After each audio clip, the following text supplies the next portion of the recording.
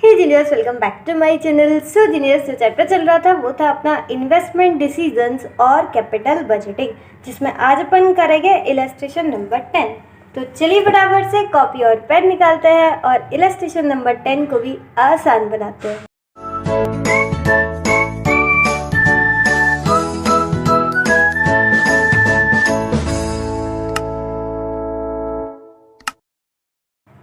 Illustration number 10.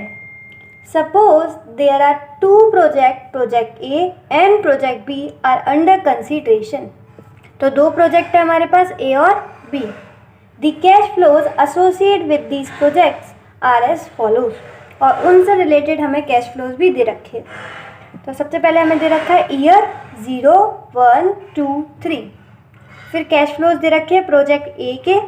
इस project में हमारा पैसा कितना जा रहा है, 1 लाख रुपए, यानी कि इन्वेस्टमेंट हो रही है और हम बोल सकते हैं आउटफ्लो हो रहा है 1 लाख रुपीज़ का, और इनफ्लो हो रहा है हमें 50, 60, 40।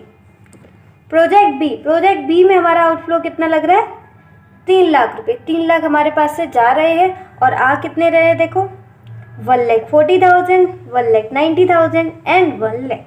ठीक, assuming cost of capital equal to 10%, यानी कि के ही हमें दे रखा है, और हम बोल सकते हैं डिस्काउंटिंग फैक्टर, और हम बोल सकते हैं प्रेजेंट वैल्यू फैक्टर। ये हमें दे रखा है कितना, 10%।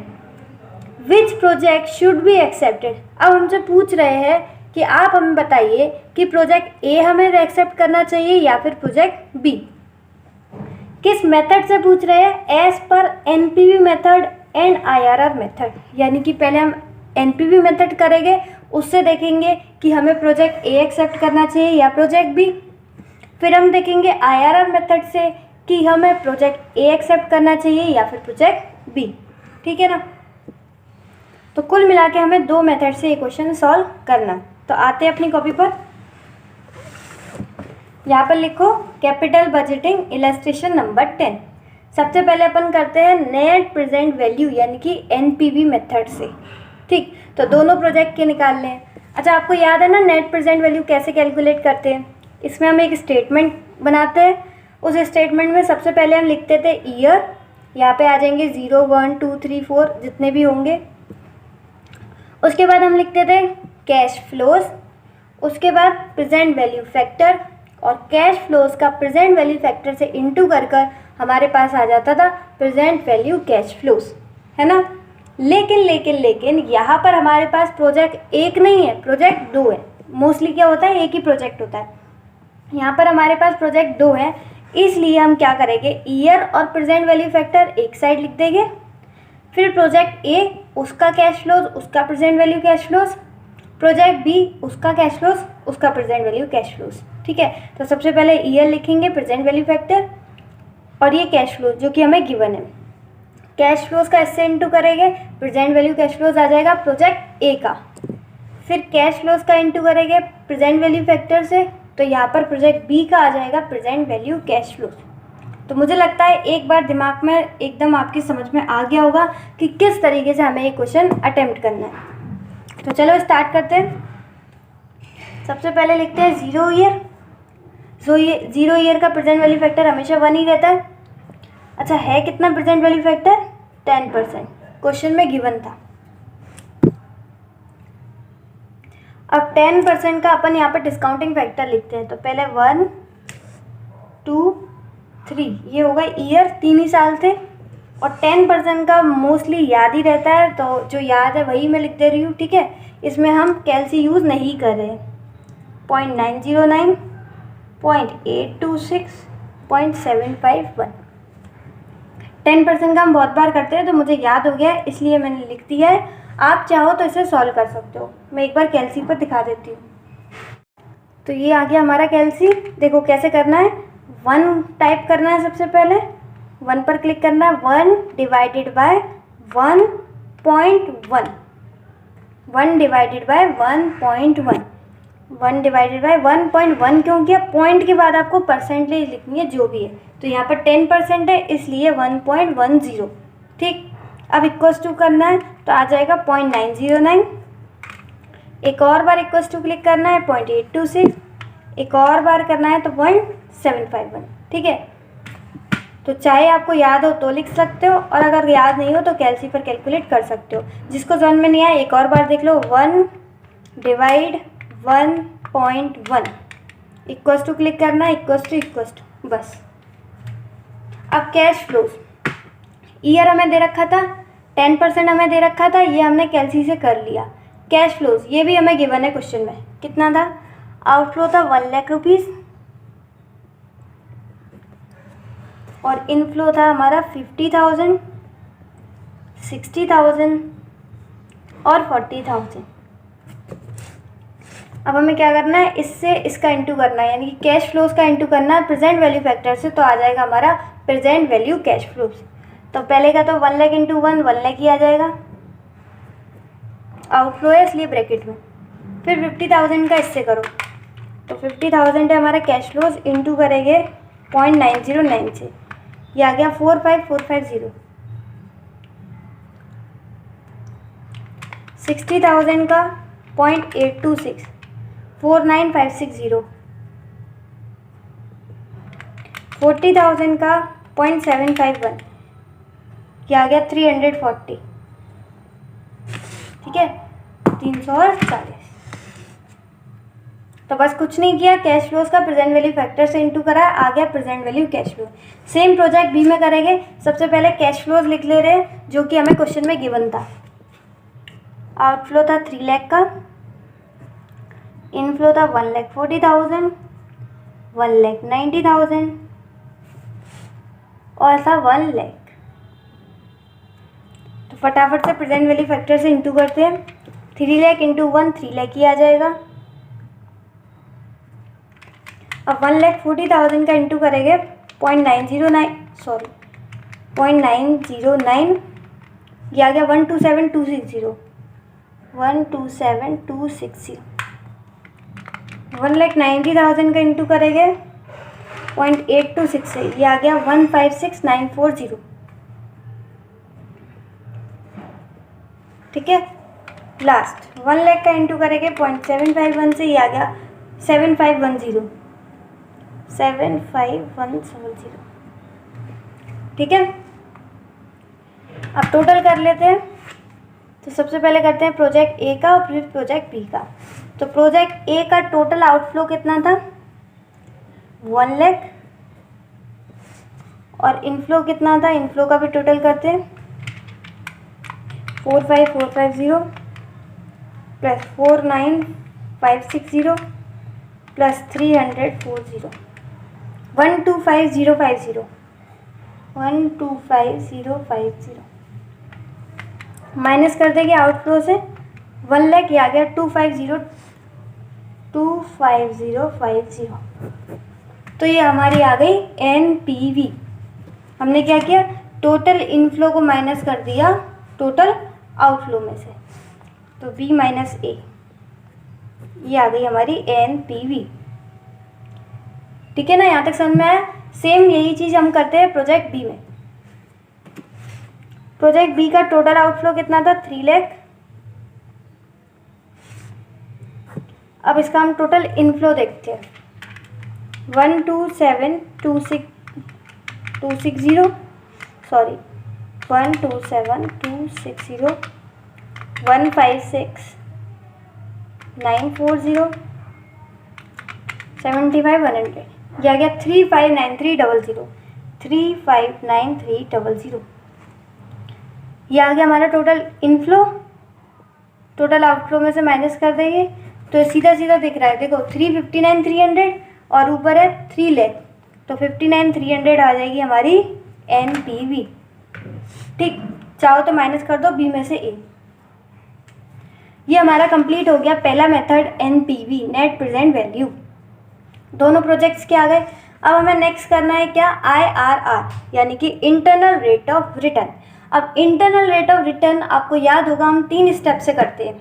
अभी तक जितने भी क्वेश्चन हम करते आए हैं 3 स्टेप से करते हैं। सबसे पहले हम आइडेंटिफाई करते हैं कैश फ्लो स्कोर, दूसरा हम करते हैं एक पॉजिटिव NPV निकालते हैं, एक निगेटिव NPV, और तीसरे स्टेप में हम IRR का फॉर्मूला लगाते हैं और आपका IRR जो है वो रेट आ जाती है।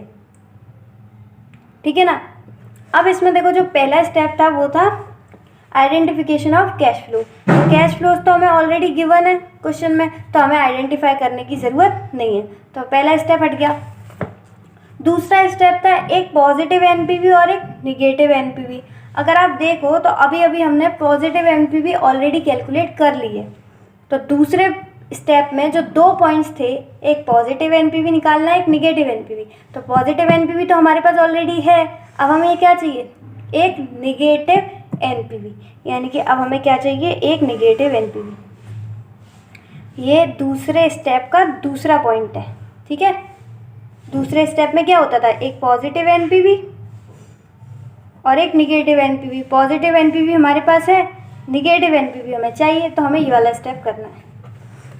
तो हमने यहाँ पर कौन कौन से स्टेप स्किप कर दिए। पहला स्टेप स्किप कर दिया आइडेंटिफिकेशन ऑफ कैश फ्लोज, क्योंकि वो हमारे पास ऑलरेडी है। पॉजिटिव एनपीवी वो भी हमारे पास है, ये भी कर दो स्किप। अब बचा क्या, बस हमें ये करना है, दूसरे का सेकेंड पॉइंट और थर्ड स्टेप जिसमें हम IRR का फॉर्मूला निकालते हैं। तो सेकेंड लिखो इंटरनल रेट ऑफ रिटर्न, यानी कि IRR ऑफ प्रोजेक्ट। इसमें हम एक बार कैलकुलेट करेंगे निगेटिव एनपीवी, यानी कि 2 का 2 पॉइंट। उसके बाद करेंगे स्टेप नंबर 3 जिसमें हम IRR का फॉर्मूला यूज़ करते थे, ठीक। तो आ जाओ, सबसे पहले हमें चाहिए निगेटिव एनपीवी। पॉजिटिव एनपीवी तो हमें मिल गई, अब हमें चाहिए निगेटिव एनपीवी। पॉजिटिव एनपीवी निकालने के लिए हमने कौन सी रेट यूज़ करी थी, रेट एट द रेट 10%। 10% से हमारी देखो पॉजिटिव एनपीवी कितनी ज़्यादा आ रही है, यहाँ 25,000 थी और यहाँ 59,300। इसका मतलब अब हमें बहुत ज़्यादा रेट लेनी पड़ेगी, तब जाके हमारी निगेटिव एनपीवी आ जाएगी, क्योंकि ये दोनों जो वैल्यूज़ हैं वो ज़ीरो से बहुत बहुत दूर है। और IRR क्या होता है, IRR वो रेट होती है जब आपकी एनपीवी ज़ीरो होती है, और यहाँ पर तो एनपीवी दूर दूर तक ज़ीरो दिख ही नहीं रही है, ठीक है। तो हमें बहुत बहुत दूर रखनी पड़ेगी अपनी नेक्स्ट रेट को। तो अब हम डिस्काउंट फैक्टर यूज़ करते हैं 25%, डबल से भी ज़्यादा। पहले हमने यूज़ की थी 10%, अब हम यूज़ कर रहे हैं 25%, यानी कि डबल से ज़्यादा, जिससे कि हमारी नेगेटिव एनपीवी आसानी से आ जाए। तो यहाँ पर वही अपना एनपीवी का फॉर्मेट बना लो, year, present value factor, project A की दोनों चीज़ें, प्रोजेक्ट बी की दोनों चीज़ें। अब ये दोबारा से पूरा फॉर्मेट नहीं समझा रही, क्योंकि अभी हमने समझा था। सबसे पहले ईयर लिखते हैं, 0, 1, 2, 3, और कौन सी ले रहे हैं हम, एट द रेट 25%। तो पहले वाले ईयर की तो मतलब जो 0 ईयर होता है उसमें तो 1 ही होती है। अब बाकी की निकालते हैं, तो कैसे करा था, अभी हमने करा था 1 डिवाइडेड बाई 1.1, यहाँ हम करेंगे 1 डिवाइड बाई 1.25, क्योंकि 25% है ना, तो 25। तो पहले क्या आ गया 0.8, एक और बार इक्वल टू करो 0.64,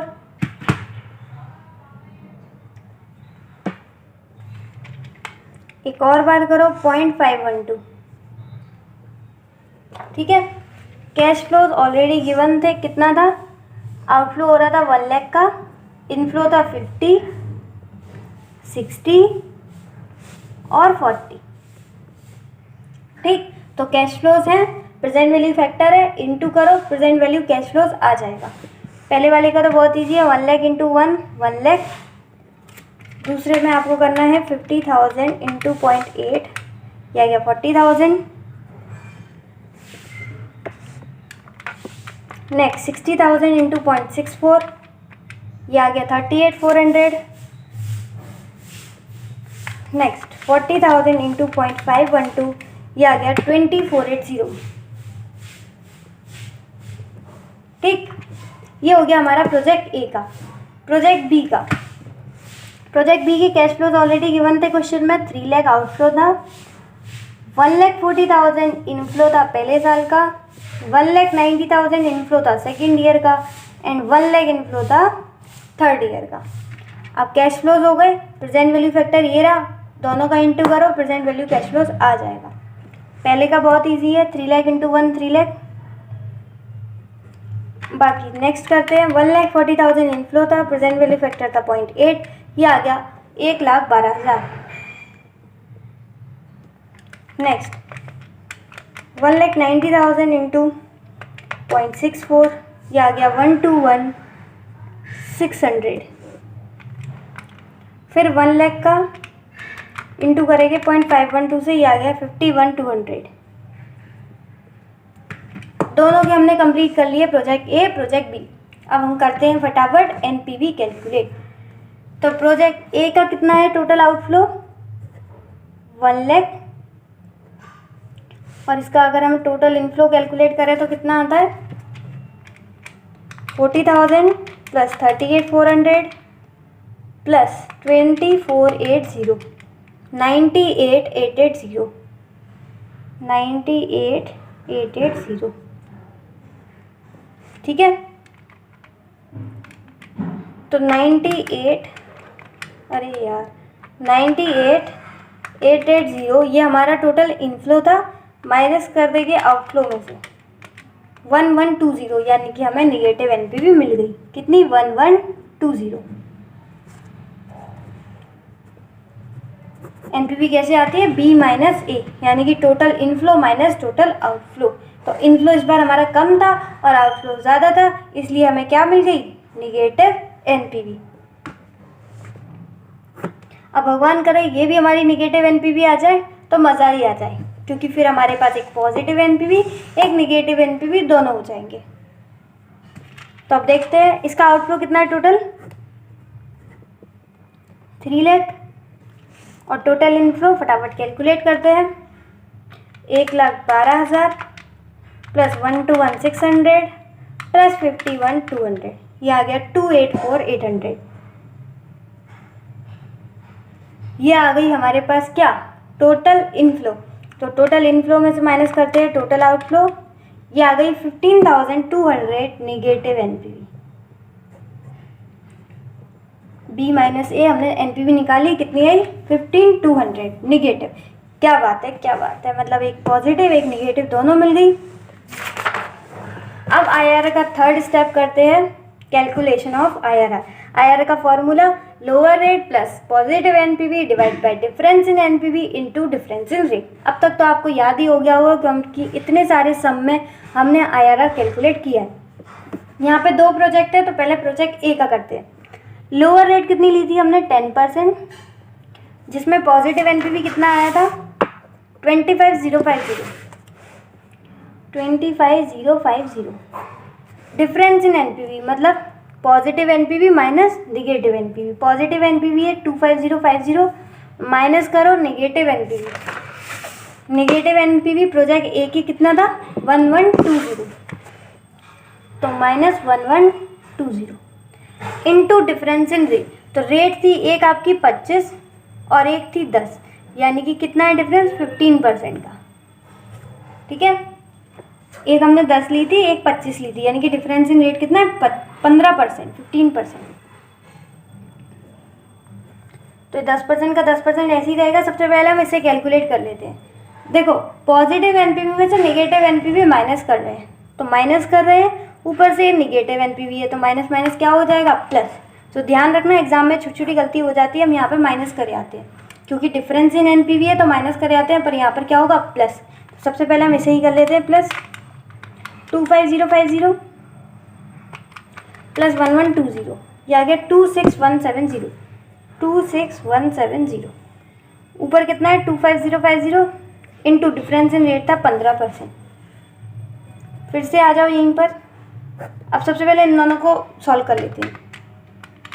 25,050 डिवाइडेड बाई 26,170, ये आ गया 0.95 इंटू करेंगे इसका 15 से, तो यहीं पर कर देती हूँ मैं। ये आ गया 14.358, यानी कि 14.6। ठीक है, प्लस करेंगे 10% का, तो ये आ जाएगा आपका 24.6%। ये 14.36 था। ठीक है, तो यहाँ पर आंसर क्या आ जाएगा 24.36%। ठीक, अब प्रोजेक्ट बी का करते हैं यही चीज़। प्रोजेक्ट बी में सबसे पहले लोअर रेट यहाँ पर भी कितना था 10%। पॉजिटिव एनपीवी कितना था इसका 59,300 positive NPV minus negative NPV, यानी कि 59,300 में से माइनस करेंगे निगेटिव एनपीवी, कितना है 15,200 into difference in rate. Difference in rate पहले हमने 25, एक बार हमने 25 लिया था, एक बार हमने 10 लिया था, तो डिफरेंस इन रेट कितना आ गया 15%। तो 10% ही आ गया। सबसे पहले नीचे वाले को सॉल्व कर लेते हैं। 59,300 प्लस 15,200 74,500, नीचे आ गया 74,500, ऊपर है 59,300 इंटू 15। अब इसको सॉल्व कर लेते हैं इस वाली चीज़ को। तो 59,300 डिवाइडेड बाय 74,500, ये आ गया 0.756।